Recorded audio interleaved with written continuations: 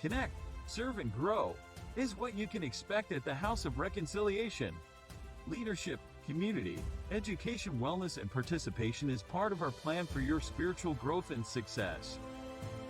Family and faith is a core value for the House of Reconciliation, working to help people find their purpose. Want to make an impact in the kingdom? Ready to tap into your future? Meet us at the House. I am the seed that grows and advances the kingdom for soul winning. This word, bread of life, that I received today, is not only for me, but to be shared with others that they may grow in Christ as well as myself for the purpose of successful living. Thank you. I want to share with you, those that are joining us, you may be seated, those that are joining us here in person at the Greenwood campus, 210 Pansy Road, Hodges, South Carolina, and to those that are following us in the Greenville campus, where we're there at 1427 Suite E, Lawrence Road. And to all of our virtual members, we thank God for you. I was saying off camera before we came on that we have the scholarship luncheon that will be at the Hilton in Greenville on December the 3rd. I think the time is from 2 to 4. You can get your tickets for that. We like to get a head count. We thank those that are part of our virtual campus who have already donated, and we're trying to create scholarships for kids that are trying to go to school, young people that are trying to stay in school, and then those that are trying to finish school. So that will be on December the 3rd. If you want to be a part of it, don't hesitate to reach out to us through social media or through the website, and we will get with you. That'll be climaxing on December the 3rd. It will be the inaugural Dr. S.L. Campbell Scholarship luncheon that we will have. We are not having a church anniversary this year or a pastoral anniversary. What we want to do is be able to give back to the community, as well as set a precedent for the founder of the ministries in 52 and 58. And our scripture is Proverbs 21:5. The plans of the diligent lead surely to an abundance. We've talked about various things. We have those. I don't know if it's been mentioned at this campus, but we are getting those to start saving and building an emergency fund. Now, a savings and an emergency fund are completely two different things. And so we talked about it at the Greenville campus, that there are those that are saving $50 a week, some are saving $100. We have those that are saving $5 and $10, but what we're trying to do is set a precedent to learn. Right now, we have a 7.7 plus rate of inflation. The target for the federal government is 2%. So right now, we're projected at 5.7% over what the feds have projected. So in other words, the average person is spending between $550 and $1,000 additional money out of their budget and out of their home a month. If you add that up long term, that's $12,000. That does not bring you a return. That is additional money that is being spent. And so the thing that we were using was the concept of the squirrel. Now, I know most squirrels are irritating to people. They're in your yard, they're in the road, they're doing all this thing. But the squirrel has an advantage, and what we want to do with learning the principle of savings and learning the principle of building the emergency fund, and then come Resurrection Sunday, which many call Easter, we're going to pray that you will put these funds in the right place. Nobody's going to save for you. Nobody's going to have for you but you. Right now in the economy, there are billion-dollar companies that are starting to lay off. 11,000 people, 12,000 people, 3,000 people, 4,000 people, and we don't see that that's going to be a trickle-down effect. They have billions, and yet people work for them are either hourly or salary. They have theirs, and we give ours away. And then we're taught to go ask God to give us more when we haven't been a good steward over what he has already given us. So the squirrel, and one thing the squirrel does is it knows what type of winter is going to be by the abundance of acorns that are on the ground. Many people concept is the more I get, the more I spend, because we think the acorn tree is going to continue to produce. And that's how sometimes we feel about our jobs. We feel like, oh, I got a job, we're good, we're busy, we're getting overtime. You're getting that for them to close down. They're trying to finish up, they're trying to finish up their last contracts. And once that contract is fulfilled, now next year is up in the air. Next month is up in the air. And so while people many times are getting all this overtime and they're busy and they're productive, and I've even heard people say that now their overtime is getting cut away. And then I don't know if anybody remember, at one point they cut everybody back down to 32 hours a week. So what does the child of God do? We have to do more than just pray. We have to get smart about our finances. We have to get smart about when and why we're spending money. And so the squirrel collects enough nuts, and he knows how many to get because he sees the abundance on the ground. And so he goes and he stores them in different places. Now, the other part of this, he doesn't remember where he stored all of them. But here's the catch. Whatever he doesn't find now grows a tree. Everything you do should be building you and the next generation. This should be building you and your grandchildren, you and your children, you and your grandchildren's children. We have been told to pray, to look to the sky, and we stuck in survival.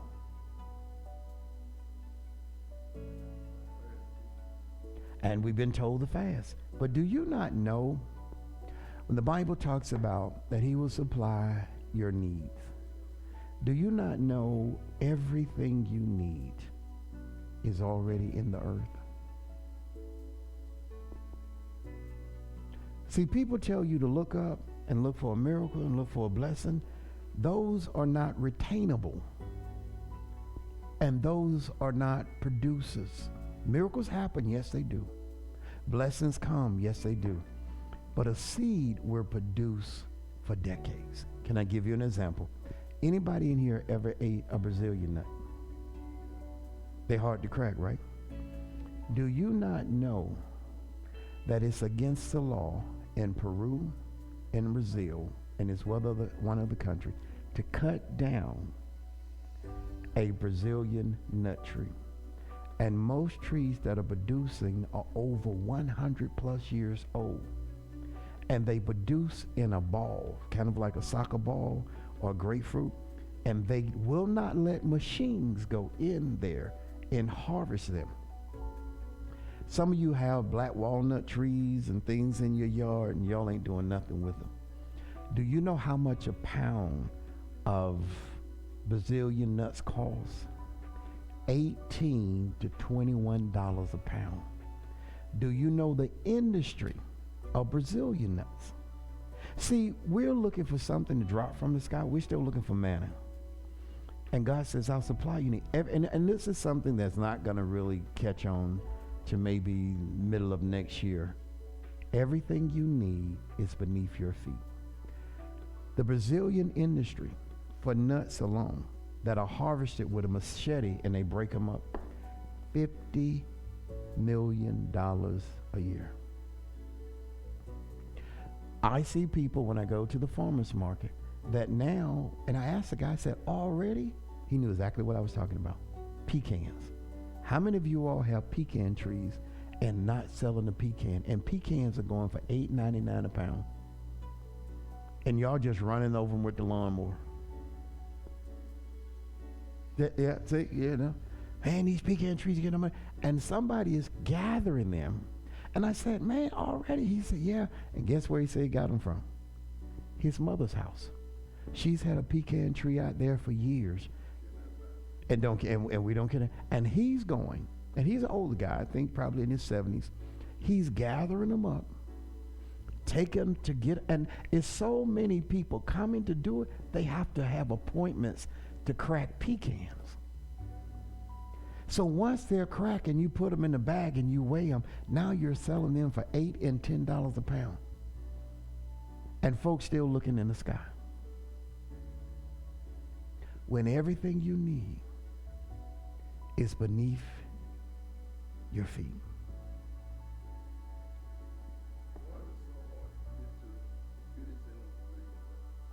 Because if you don't work for it, you won't appreciate it. Because they got a tough skin. You have to certain way. It's a certain pressure you have to put on them. But those same nuts that are hard to get to are selling 2.5 times more than the pecans that you can crack with your hand. They have a greater flavor, have a greater return. So the easy nuts, the pecans that we crack, $7.99, $8.99 a pound. The Brazilian nuts that you're talking about, $17 to $21 a pound. The harder you work, the greater the reward. But let me change that. The smarter you work, the greater your reward.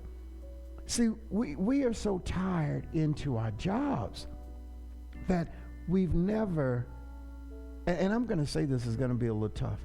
Sometimes I don't think you've ever met yourself. And this is what we talked about in Greenville, and I'll give it to you. We talked about, because here's first of all, 3 things that you got to have. You've got to pre-prep. What does that mean? You're going to have to get the ingredients before you try to take off. You drove your truck this morning, all right? You couldn't have driven it without keys or a steering wheel or tires. You have to pre-get the ingredients. If you don't think, you can't plan. If you can't plan, you can't accomplish. We're going to have to slow down and think. The more you rush, the more you waste. So here's what happens. We were talking about in Greenville the things I gave them out last week down here. And the first one is finding you. You can't find yourself in who you are. Everyone has an innate ability. God gave you something. Now, what people have shown you and what we have seen with our sight, and I wrote this piece, and I'm trying to find it so I don't mess it up. I wrote this piece that said, oh man, I'm probably going to mess it up. I can't find it right now. Okay, simply stated, for those that are writing this morning, sight is blinding. The other part would be fooled by sight. Just like you said about the nuts. Why are they so hard? Because anything hard, we tend to walk away from it. But the hard stuff is what produces great wealth. Okay? Now, I'm going to step off the curve for a minute and talk about my roots, Apostolic Pentecostal Holiness. And, you know, there's a thing they say, occupy till he comes. And I've been told, and I'm 61, that Jesus is coming, and he is. But here's what we did, is we stopped learning and educating ourselves and building our lives. Many people who got married back 20, 30, 40 years ago are divorced. Because they got married because they didn't want to be committing fornication and all that other stuff. But then they didn't grow. And Jesus didn't come yet. And so now they're struggling. You have to find you. Simply stated, fooled by sight. See, when you are fooled by what other people say, and so you follow the crowd and you lose your identity. Because it's easy to fit in than it is to stand out. And your gift may be a gift that stands out, and your gift may be a gift that sets your family on a financial course, and that your kids are able to go to school, your grandkids are able to go to school, but yet because of sight, people tell you you don't belong there. Who hired you? Well, we don't do that. There are people that say you don't swim. But then how did everybody get out of Africa if you didn't swim? If you go study history, you'll find out who built the first boats. If you look at Native American Indians, many people learn how to hunt from them. Then they hunt you and kill what you eat, and then they kill you. Sight, you can be fooled by sight.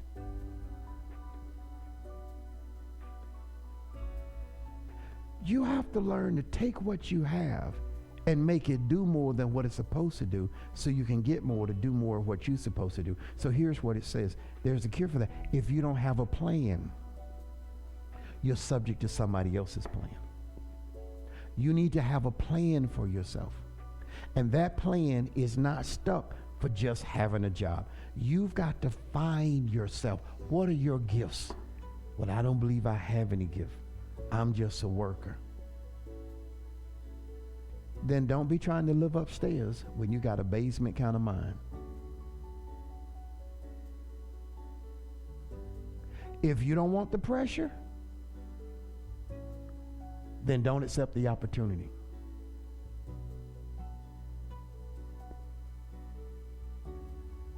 Now that sounds tough, don't it? Can I give you Bible? God prepared Israel 700 years prior to them going in the promised land, and they got there and was too scared to take it. Some things in your life, 700 years, 7 generations, he prophesied and told Abram before he was Abraham, I will multiply thy seed. Your family will possess this mountain. He said, I will multiply your as the sand underneath your feet. Underneath your feet now. I am a lamp unto your path. Underneath your feet now. But yet, you're too afraid to own your destiny. But you got to take it. You got to get it. And so how people take that away from you, oh, come over here and build my dreams. Listen, your dreams and your visions are the first indicator that you are designed to do something greater than what you're doing. Anytime you're always locked into other people's thing, they marginalize you. Can I make that plain? The job, they put in the schematics of the job that it pays $50 an hour, but they're going to pay you $12. Do you not know companies make money every hour that you work, and you think you're making a killing when you're getting time and a half?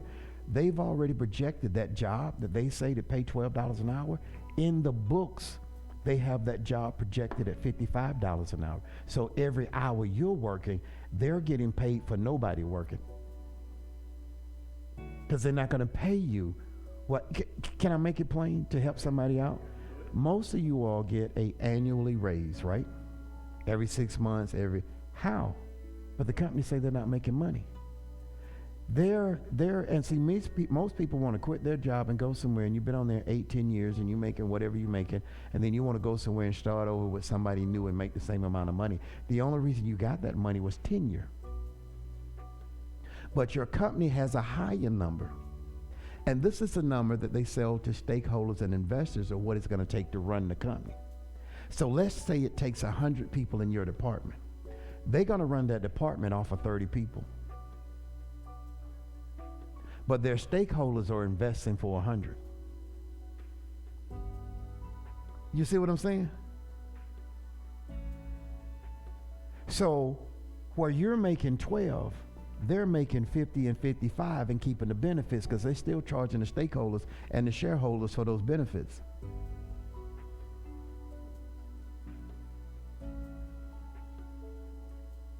That need to sink in, because you'll look like you. Yeah. Your job that you're making $20 an hour is projected out sometime to be $110 an hour, but they're only going to pay you $20. So while you're working and nobody's working beside you, they're still getting paid for that.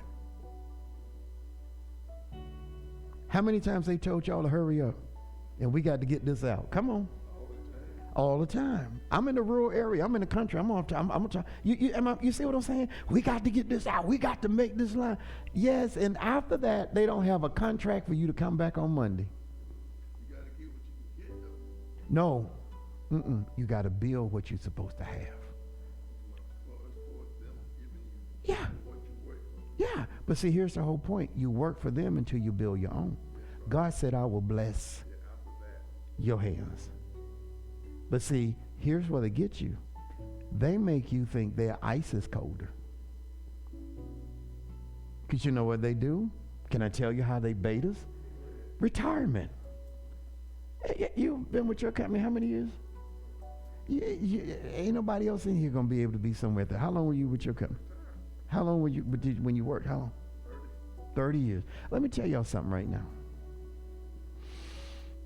If you make it on a job 10 years, you better put a plaque on your wall. All those, now I'm just telling you, all those benefits, they're not for you. They are bait to get you to work for them. They don't want you to stay there to get all the results.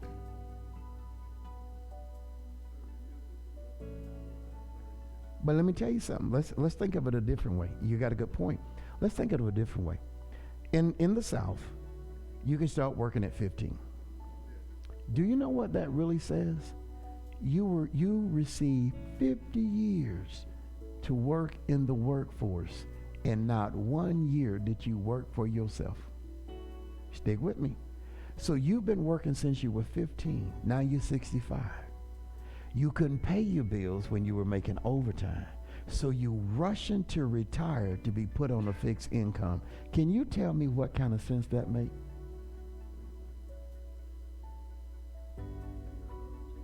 Yes, you do. You were gifted a gift from God.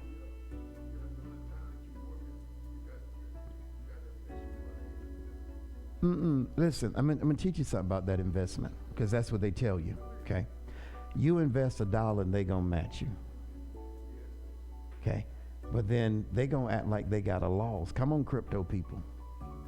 They lost their dollar and they going to take your dollar. And you can't get your dollar till you're 59 years old. Then they act like the market crash. Yeah, that's my whole point. No, you don't. Yes, that way, because here's the thing that people don't get. And I'm an investor too, but I invest in different things. You go invest 100, and they're going to give you 1%. So you invest $1,000, and they're only going to give you 1% return. No. Well, no, here's the point. Who keeping the 99? You out here bragging about you got stock and you got retirement in such and such company, but you only got 1%, 2%.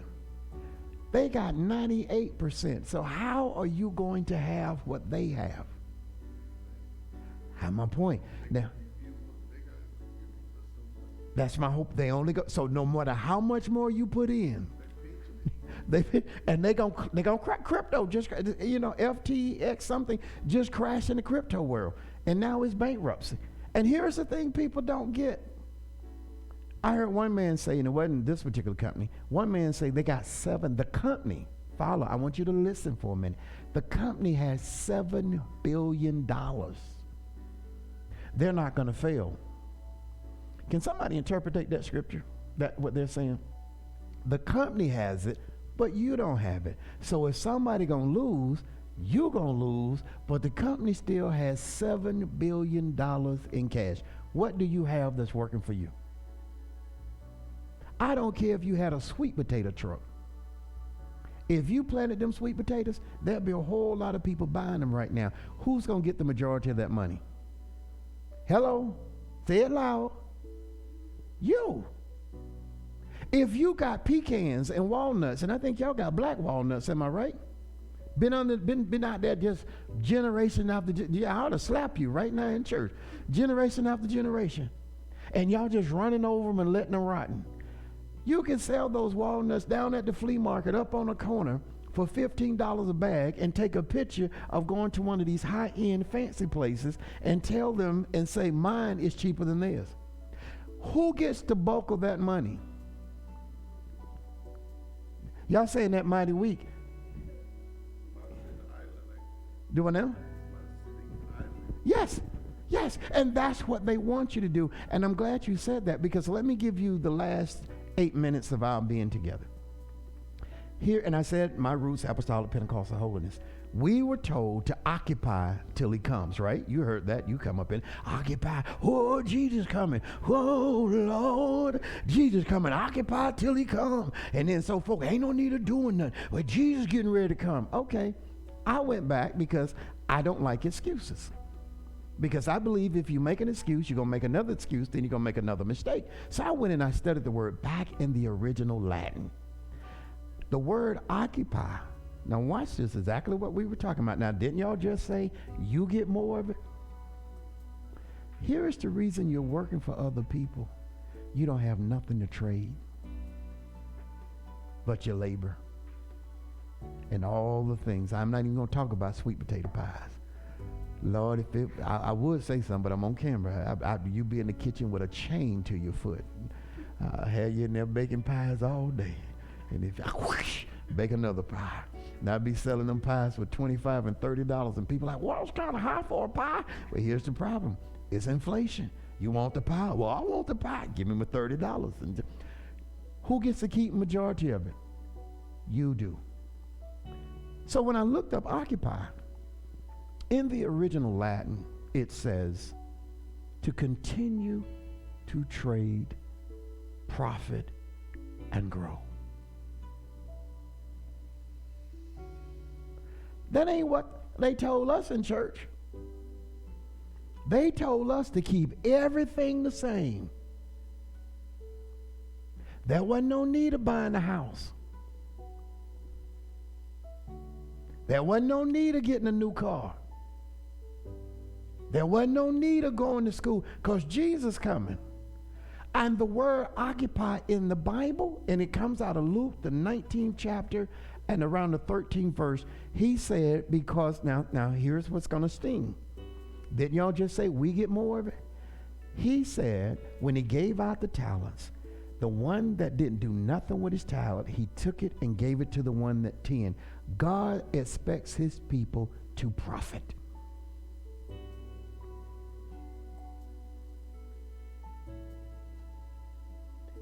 We stuck on survival, struggle, because that's our identity.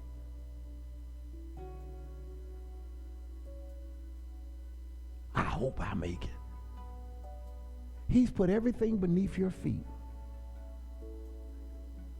That you said the most powerful, take it and you, but see, can I tell you something? We don't believe in ourselves, brother. Whoo, man, look here. You and have other people working for you.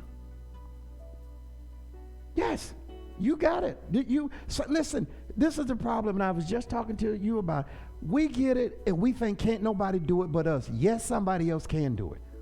You need to train up somebody, and you should make enough that you can give them something so they can live, and you got a stream of income coming here, you got a stream of income coming here, you got a stream, but you're giving out more than you're receiving. You're getting less than 1%, but you bragging and wearing somebody else's name. Oh, I work for them. I work. You ain't getting, you're not even getting crumbs from them.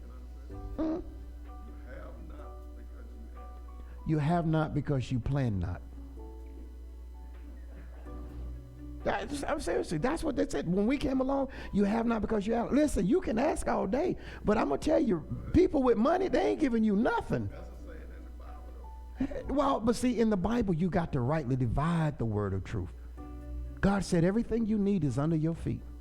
I have watched about 75 documentaries in Africa, and I am just disturbed that everybody else can come over there. And I asked God, you got to help me, Jesus. He said, what happens is you get caught up in temporal stuff.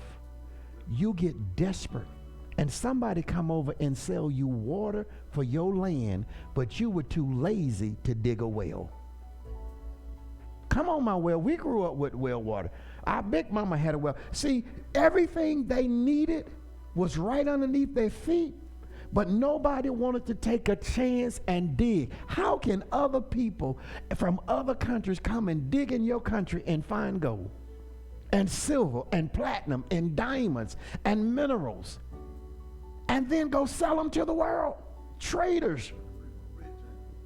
And we still somewhere. And we sitting up here hungry. Sitting up here, I hope I keep my job. I hope they let me work. You got to build something, people. And everybody's gift is not the same. My guy that used to shine my shoes, Mr. Buddy shined a pair of shoes, man, my God. And he made a killing. He used to shine Frank Sinatra. I know he old. I think he dead. Some of y'all listen to Saint. Come on now. Frank Sinatra. Yeah, he used to shine his shoes. And so if your gift is shining shoes, don't be ashamed of your gift. Be the best at it. And so for me, and people get jealous because I'm willing to take a risk, but I take calculated risks. See, our company, I applaud, I'm thankful you made 30, he doing 35. Nobody will let me stay long enough. Y'all heard me say I've been hired, fired, downsized, laid off, because my thinking didn't fit theirs. I have the ability to see down the road. Yes. And so I had to start my own. And now I refuse to let me go broke. You got people jealous of you, and you got the same hours in the day that I do. You the same fella, but you hadn't changed, but they think you changed because you got more, because you ain't got time to fool with them. You over here with pecans in the yard and can be out there selling them on the street, and you up here praying for a miracle. Ooh, I almost said something on TV. Jesus. Just come by your house and slap your face. God has given you a skill to craft stuff, but can I tell you what we say about our stuff? Oh, that old thing, that don't nobody want my. I said this today, and somebody got it in Greenville. I said, listen, you bake a pie that you like. I want to bake a pie that somebody want to buy. I gave the store 3%. I gave the electric bill 5%. That's 8%, right? All right, now I'm giving marketing 2%, right? Guess what I'm shooting for? 90%. It has been done. See, you down there praying for crumbs. Yeah, oh yeah. Just they are good, but they don't feed your kid. Can I take it back to the animal kingdom? You can go out here and kill a rabbit and you can eat, but that don't feed your family. See, wolves, male wolves, see that's one problem.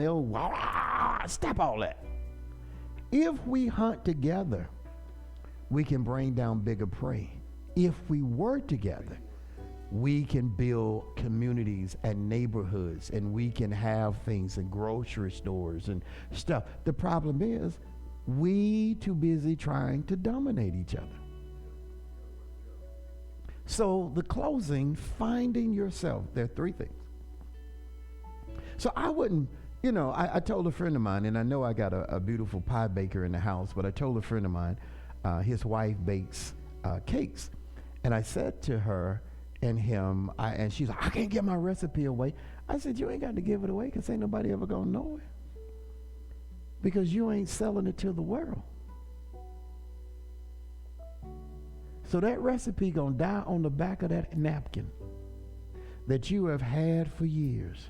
And you've been praying for God for a job. And she made 2 fabulous cakes. 2 fabulous cakes. I'm gonna get one made and I'm gonna bring it down here, and we ain't gonna tell Greenville we gonna eat it. So Greenville, y'all turn the TV off right now. And the thing of it is, I said, you got a recipe that you could patent and sell to high-end stores, high-end restaurants. But you don't want nobody to know your recipe, then guess what? You ain't gonna make no money. Because what you keep to yourself is lost to the world. You take your cake and you put it out there everywhere you can put it. And in fact, the great Oprah Winfrey, right now, there's a cake baking place up in Spartanburg. And Oprah, I don't know where she was. She may have been in another part of the world. And she just mentioned that this cake place she liked. Now, we all come from Big Mama. Y'all remember Big Mama? What was her name? Ruth Cohen, right? Now, y'all know it was a bunch of y'all. Them Cohens, look at you want to laugh. You know it was a bunch of y'all Williams. Them Cohens, it was a herd of them. And Big Mama, do you remember, used to make thin layer, 7-layer cakes? This lady up, you remember that, Mother Coleman? And you couldn't beat her making a coconut cake with a cherry on. This lady up in Spartanburg, Oprah called her name and said she has a good cake. You know how much her cake cost? $85 for the same 7-layer cake that Big Mama used to make to feed all of us. $85 a cake. And right now she can't take any more orders. Now, I don't know if they rich. If you got $75, you know, you go $80, $85, you go get your, but you see what I'm saying? And I'm sitting here saying, now here's the thing. This cake wasn't even as attractive as Big Mama cake was. Ruth Cohen back in the day. It's all the layers, you know, I'm looking at the layers. They not even, all of this, you know, when the bread burnt and somebody cut that part off and then that's a little flat. I said, Lord, a 7-layer cake. She booked all the way past New Year's. And somehow her cake got on Oprah's list. You don't know if you put your stuff out there and get you a team. You could make enough money between now and the first of the year, and you could live like a fat cat. Because instead of getting a penny, you can get 99%. Change the game.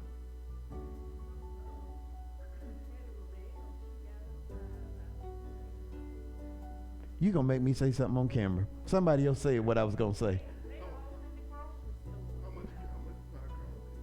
Patty pie, what, about 10, 15 bucks? And that cake, $85. But no, but patty pie, you know. We're talking about the cake, though. Cake cost $85. Yeah. You know what I do with $85? Well, I know what you can do. But I'm just saying, but you see what I'm saying? And Patty got her stuff out there. And I promise you, every time I hear something about this particular, somebody always got a statement. Y'all know what I'm about to, look at y'all laughing. Y'all didn't eat some of that pie. It's good. It's all right. It is good, but it's something else going to happen. It ain't good at grandma's. Right, but see, here's my whole point. I've said to several, I said to your wife, I said to several people, perfect what your grandparents did and take it to market. And I can give you my story real quick. I never thinking I would ever be an author, never thought I would ever be a preacher, but I received an innate gift from my great-great-grandfather, the Reverend Ludboozer, who had 4 Baptist churches. So I was gifted something. Dr. Sally L. Campbell came over into holiness, and I was gifted something from God, an anointing. Then I did not know, so I found out, I didn't know my grandfather had a brother. And my grandfather's brother was the first African-American to ever have a TV in Lawrence County, and he had his own business. That's where I got my entrepreneurship from, because it influenced my mind to think. You'd be surprised what you can do if you quit listening to everybody else and start listening to God and see your vision. It'll influence you. And and I'm saying this to people, you can work for a company, you can have a decent retirement, but here's the thing I want to know. So if inflation goes up, and I'm sitting here stuck with a fixed income, how do I handle the current situation? I have to have something that's continuing to evolve and make money. So then and I said it this morning, I don't know if y'all old enough, I know some of y'all are. You remember when we had leaded gas? And it was 23 cents a gallon? Who would have ever thought gas right now? Yeah, $3.29, $4.59. Who would have ever? I got gas 23 cents for leaded gas. I don't want a fixed income. I want an income that has the ability to grow with inflation and the times. So in finding yourself, as we close, there are 3 elements you got to work on. Personal.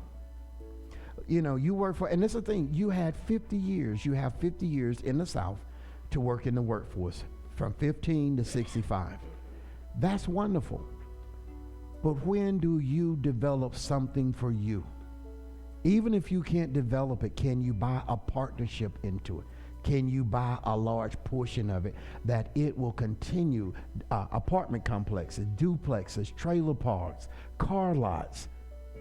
Right now is even hotels. Hotels, if you buy into a hotel, they're paying 11 and 3/4% back on the dollar versus you getting 0.0005 from the bank. So there's opportunity, but you have to have generating revenue. So to find yourself personally, professionally, and spiritually. These are the things that we want to work on as a ministry, as a campus, as those that are part of our virtual campus, as we move forward to Resurrection Sunday. First, finding yourself. What are your innate gifts? Let me give it to you another word. What's your pedigree? Everyone has one. You have an innate inheritance that was given to you in your family. Here's what people have done. They make you hate yourself. You feel bad about your inheritance. You feel bad about your family. But how many people have told you the good things that were in your family? The dreams that your grandmother had. The dreams that your grandfather had. The land and his visions may be the same visions that you have, because God don't give a gift that he doesn't pass on. I want y'all to get that.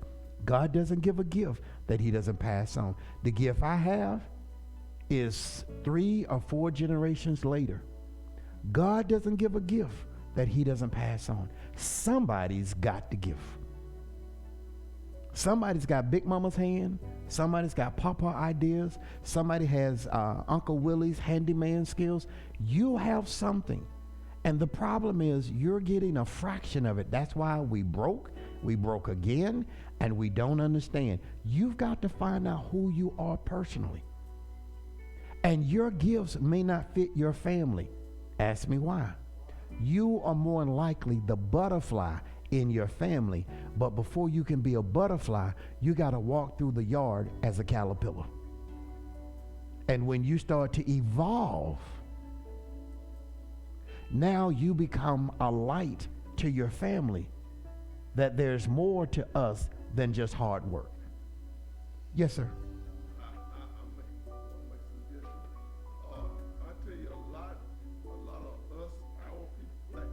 Would have been influenced by if we had studied black history in school. They didn't teach us black history. Say like if you Google black inventors now, you see a long list of black inventors back in slavery that invented things that we use now. Yeah. But they didn't get credit for. Yeah. You know why you didn't get credit for it? They didn't. It'll build your confidence up. Yes, actually, you know, right. But in school, they didn't teach us black history. Because they didn't want you to know this stuff. That your own people invented this here. They invented that, or that. Yeah. And that they took for you to raise that. And so this is why I'm trying to tell everybody, regardless of your ethnicity, you need to wake up. You need to, this thing holding your head down. My grandson is 5 years old to be 6. I teach him how to be, you look a person in the eye. You look at me, you know, okay. No.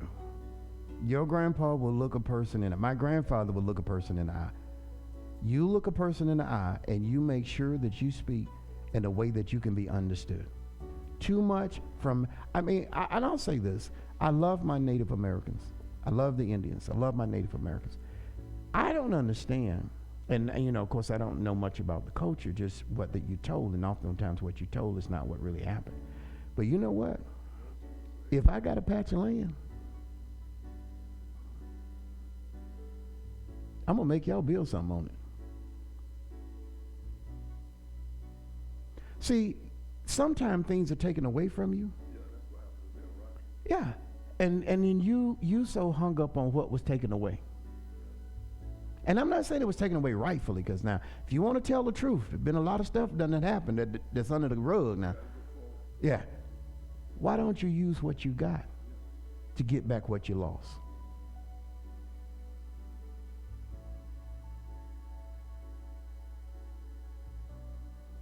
Because people will traumatize you to keep you off balance the rest of your life, not only your life, but generations and generations to come. Because you're broken people. And I'm telling you, through the word of God, that God says, I have no respect of person.